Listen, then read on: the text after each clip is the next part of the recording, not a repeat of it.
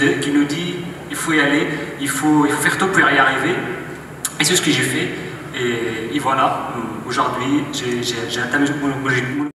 Bonjour, nous allons célébrer aujourd'hui la cérémonie de diplomation de la 6e promotion de l'école centrale Casablanca. Alors pour nous, c'est toujours un moment solennel, important pour nos élèves, pour nos professeurs, pour l'ensemble de la communauté centralienne. Cette année, nous avons choisi un thème qui nous paraît tout à fait approprié par rapport au contexte général, mondial, africain. Et le thème de cette cérémonie, c'est « Construisons ensemble l'Afrique de demain ». Il faut savoir que notre promotion compte environ 30% d'élèves ingénieurs qui viennent de pays subsahariens, tunisiens, africains.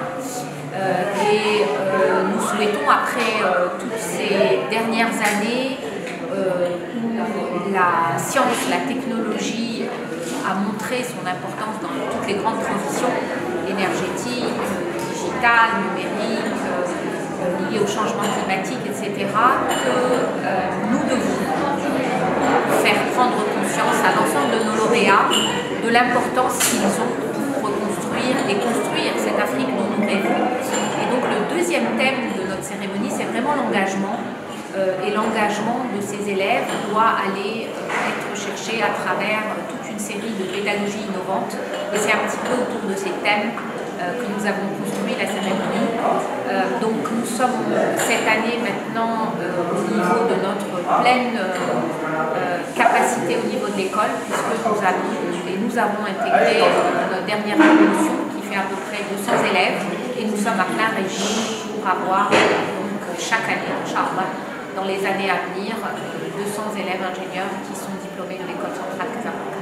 C'est le coût de la vie financé, la capacité à pouvoir habiter en dehors de son pays, et là encore, chacun a trouvé, par sa volonté, par sa niaque, cette capacité de se financer. L'école finance, comme vous le savez, énormément de bourses, plus de 80% de nos élèves sont boursiers ou partiellement boursiers.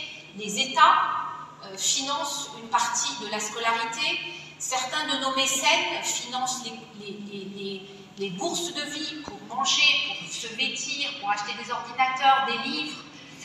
Et cette première étape vers l'école a été également déterminante. Je voudrais demander à Emmanuela de vous raconter, en l'occurrence, comment elle a réussi à arriver au Maroc. Et ça, c'est